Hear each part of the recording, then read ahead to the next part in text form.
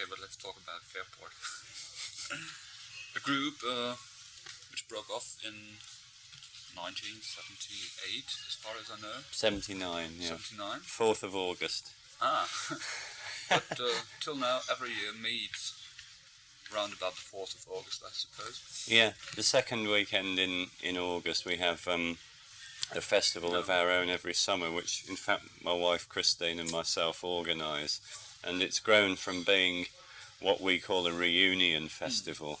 So it's not really a reunion festival anymore, because Fairport reformed in 1985 with this current lineup, but we still call it a reunion festival because we get lots of ex-members from Fairport every year.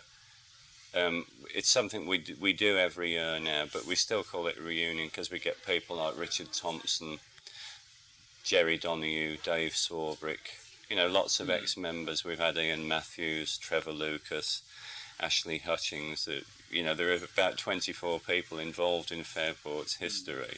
So we try and represent all of them at some time. So in a way, Fairport never really broke off. I mean, the reunion concert every year. Yes, it never broke off in England. To other parts of the world, from between 1979 and now, there has been very little activity, and we never did much work in Germany. But the group, although it did on paper split up, we kept working together, and people would always play on other people's records. It was a very kind of tightly knit little community. So how's the feeling in a way? Fairport more or less is the grandfather of what could be called the British folk rock. Well, it's fine. I mean, we sometimes get. Isn't it a bit nostalgic? Well, it would be nostalgic if it was only nostalgia that we traded on. But we like to think that we're still developing in our musical, aspirations, and certainly we've made a couple of records since 1985.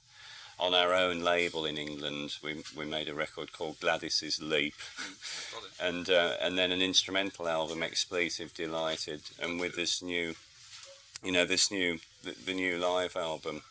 But I don't think the music that the new lineup is making relies just on nostalgia. I mean, it's funny. It's a funny thing, nostalgia with folk music, because it really is weird. Because some of the the tunes that the group were playing 17 years ago were already 500 years old. It's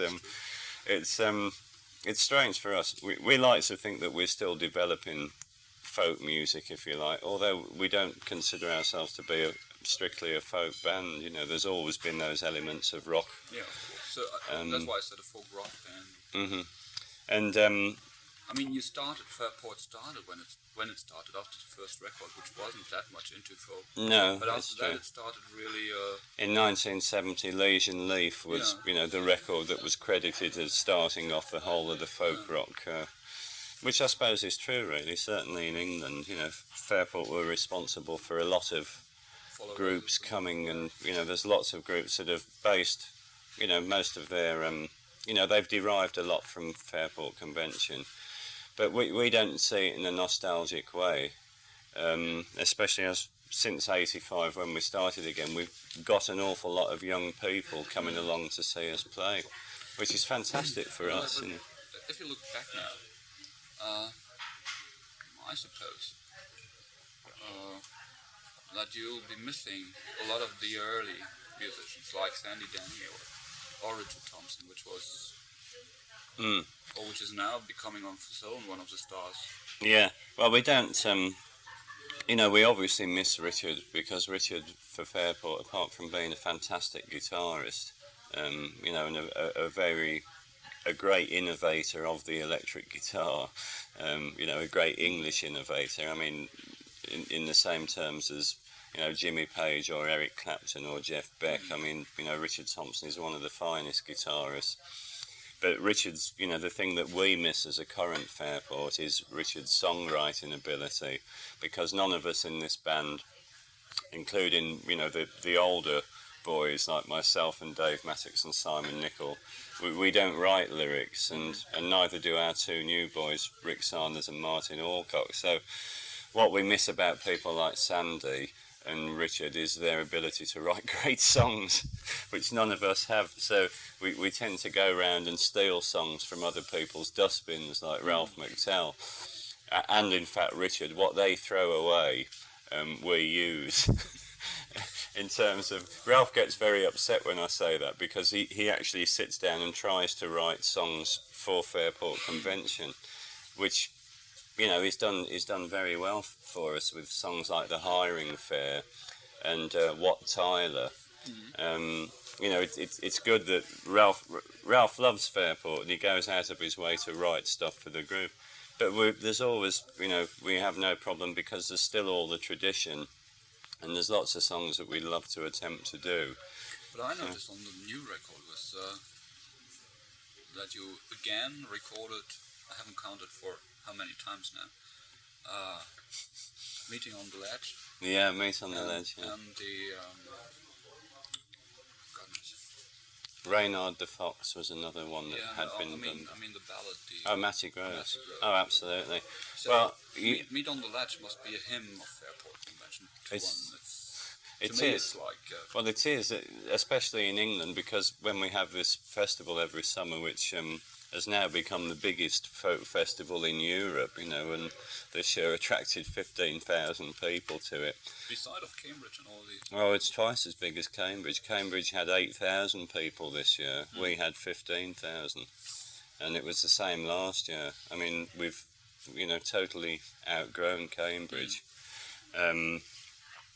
However, we always finish the festival with Meet on the Ledge, and everybody knows the song and we sing it. It is a kind of anthem, but we don't play it in Germany. But we put it on the record. You won't play tomorrow? No, we don't play Meet on the Ledge, because it's a song that we feel that because we're not very well known in Germany, and we only get to play for 35 minutes, and it's to a Jethro Tull audience that, you know, we want to get. Yeah, well, there are some people that come along to see Fairport, you know, but they might be 5% of the audience, you know. What we're trying to do is convert people in Germany to Fairport Convention. It's, you know, so we're playing a set which includes most of the stuff from this new album. And the reason that Matty Groves is on there and the reason that Meet on the Ledge is on there is, again, it's the same story when we go to America in November and December. We figure we're going to be playing to a lot of people who've never heard of the band, and this album, the Live Ireland one, is one that we've put out. It's kind of a sampler, if you like, about what the group's about. You know, it's not breaking any new ground in terms of a musical development for Fairport, really, but it's you know, a bit of a kind of potted history about what the group's about and the kind of stuff that we play on stage. So you're playing now with both, as well as Fairport as Jethro Tull. Yeah, that's right, yeah. Isn't it a bit strange? I mean, although Jethro Tull is a bit connected into the folk scene and into folk music, or at least was. Yeah, well, but the style of sound is quite different from the one Fairport does. So it's true. As far as I know, you played a couple of years ago with the Richard Thompson band in Hamburg as well. Oh yeah, well, Simon, Nicol, Dave Mattox and myself, we used to play with Richard all the time. So, I mean, whenever we could, we would play with Richard. I mean, we really miss not being in Richard Thompson's band now. So, but then you had to decide on the other hand. Well, things, unfortunately, with Richard, because he started becoming more popular and he had to do more touring and more work, and we were never available. I mean, the four of us get on very well, and we just love playing with Richard because it's great. It's great music. Isn't it strange? I mean, you have to convert yourself. No, you don't. Time to another kind of music. Not really. It's not that difficult. You know, it's no problem for me. The Fairport music I can play. You know, I could play upside down. Sleeping.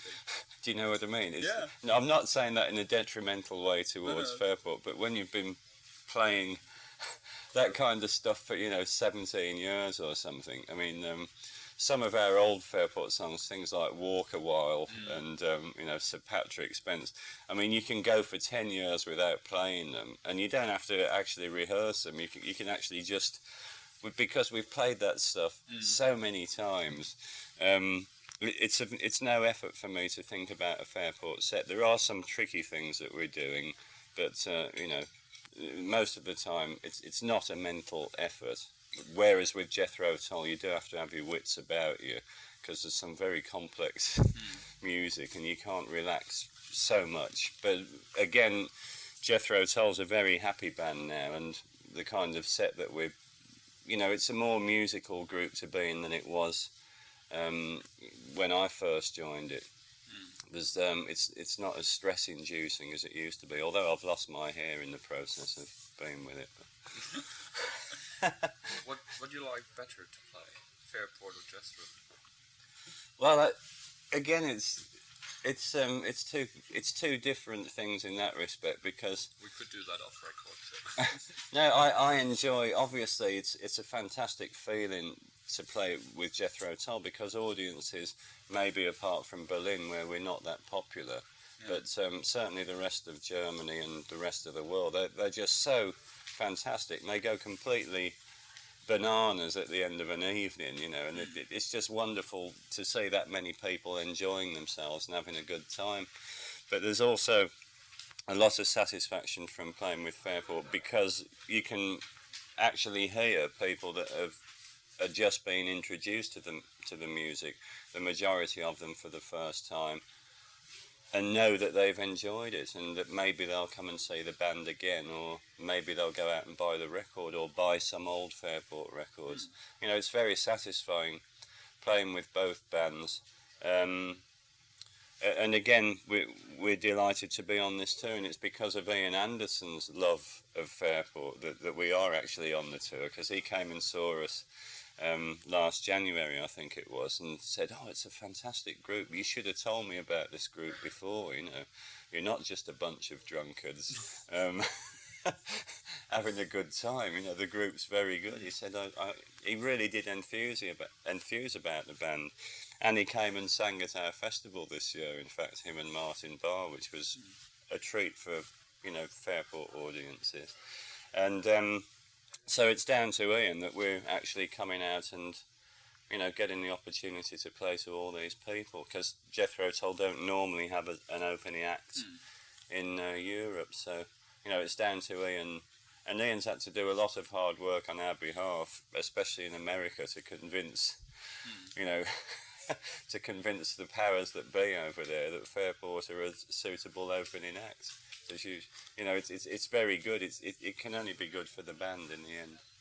Did you ever have the wish of doing a record just on your own, like Danny Thompson did, which is not really connected to folk, just the music you've got in your head, just the music? Well, I did enjoy. I did make a solo album which didn't come in 1982, called "The Cocktail Cowboy Goes It Alone," which I will send you a copy of. Oh, yes.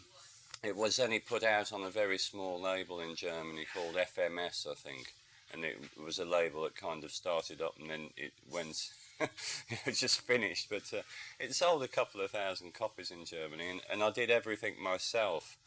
I had an 8-track studio at the time. I'd just bought this recording equipment, and there was about 3 months where I didn't have anything to do. There was no Fairport. There wasn't a permanent Fairport then, and it was, there was no Jethro Tull work, so I made this album. But I played everything on it myself and had to sing, which is, something I'm not very good at doing. But as far as I remember, because I've seen the gig in Hamburg with Richard Thompson then, didn't you do the backups as well? Yeah, but I'd never actually committed my voice to tape apart from one drunken afternoon when I recorded a song called Hungarian Rhapsody for the Rosie album, and every time I hear that song I cringe. It's so bad, it's so out of tune, the singing and stuff. I mean, if you think you can't sing, it's a real effort to have to force yourself to do it. But I really enjoyed making that record, and I do have plans, because it was an outlet for and gave me the opportunity to play some instruments, like a bit of the old lead guitar. And, when you're a bass player, you spend most of your life, unless you're Bill Wyman, in the shadow of all these wonderful performers. It's just nice to be able to get the chance to do something on your own. I have plans to do another record, but in conjunction with Martin Alcott from the Fairports, who lives in the same village as I do. And we now have a 16-track studio, and I know a bit more about recording, and we have very similar tastes in music. So we'll probably make an instrumental album, just Martin and myself, because we're very influenced by Irish music, and so that will be quite good fun to do. But as to when we have time to do it, I don't know, because we seem to be working non-stop now. Which is quite good on that side. It's good. When this tour finishes in December, we do a 50-date English tour in January and February, just with Fairport. And we have a new audience, a lot of young people coming out, and we do very good business. Although we're forever being slagged off by magazines like Folk Roots as being boring old farts, but That's the business on one side. And there's a lot of up and coming other folk rock bands, who sound to me like Fairport Convention or Richard Thompson, that the English press seems to take a lot of time to write about. But I don't know, Fairport's bigger than it's ever been in England, and we're very happy that after getting into our 40s, although I'm next week I'll be the first 40-year-old Fairport Convention member in this current lineup. So your Fairport is becoming the Stones of the folk rock scene. That's right, yeah. So what is planned with Fairport? Another record, I suppose. Well, Still on Ireland? Well, I don't know. Ireland, Well, that just... It's kind of a one-off thing. So we'd like to do another, record with Ireland, maybe. Yeah, we'll definitely do a studio album next year, and we hope to be able to release it, in Germany in around November, and we would hope to do, a bigger tour of Germany, and we want to come and play in East Berlin. We've got people working on our behalf to try and set something up like that. In fact, we may come to East Berlin this spring, this next summer, as a warm-up to our Cropredy Festival, which would be a great thing to do, and maybe we could persuade some of our other ex-members to come along with us, and instead of rehearsing in London, we could come and do it in East Berlin, and get whoever we get for our guests to come over and spend the week before the festival. That kind of thing appeals to us. And we hope to do some German festivals. As well. Yeah, well, I think it'd be great. We want to come back to Germany every year and build up our own kind of following, really.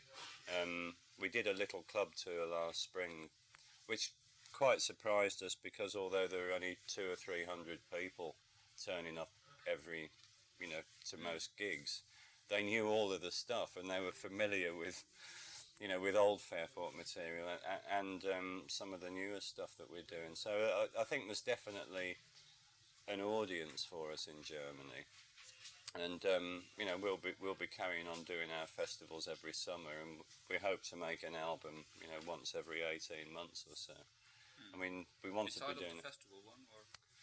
Yeah, well, the festival one, we've put out a lot of bootlegs from the festival one in the past. We tend not to do that now. We did one from not this summer, but the one before, which was called The Other Boot. I don't know if you've got that one. Have you got that as well? And there was one before that called The Boot. And there's a video coming out from this year, which has been filmed professionally in Island Records or Island Video Departments with an American director, and lots of, because it's Fairport's 20th anniversary, so he's gone to a lot of trouble. So that may, see it might be that gets released in Germany as well through Island Video. There seems to be a growing interest for Fairport. And it's something we're very proud of, because we actually do still enjoy playing together.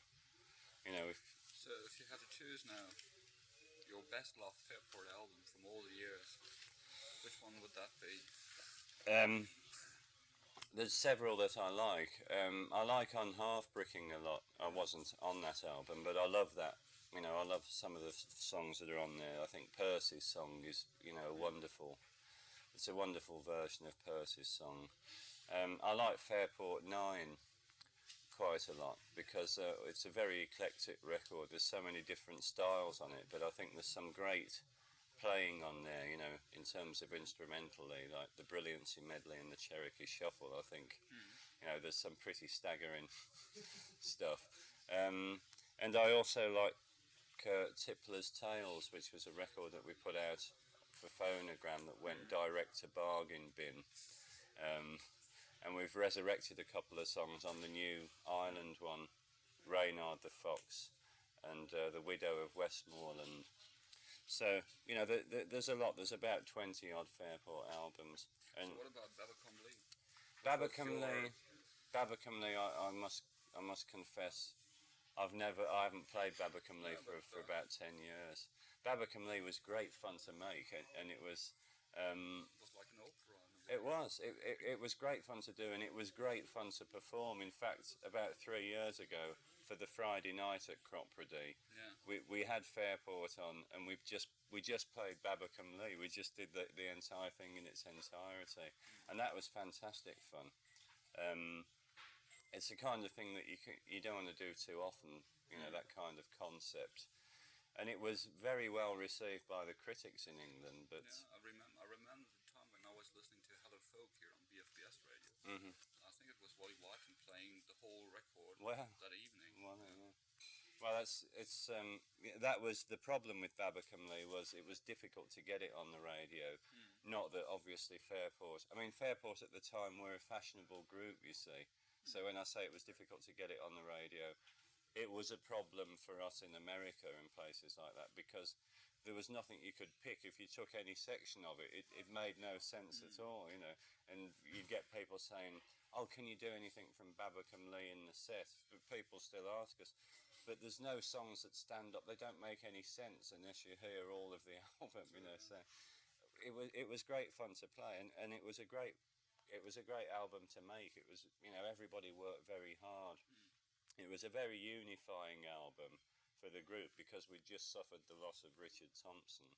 Richard had gone, and we thought, oh, you know, we've had it now. What are we going to do without Richard? But then Dave Swarbrick came up with this old newspaper and said, let's write, you know, the story of Babacom Lee. So everybody had something to work on, and we didn't have a problem having a source of, you know, song material, because we'd got this project. So everybody had a go at writing some lyrics, and it became very much a group effort. And it did unite the four of us. In fact, it was the first time in Fairport's history, I think, Babacom Lee and Angel Delight were the first pair of consecutive albums with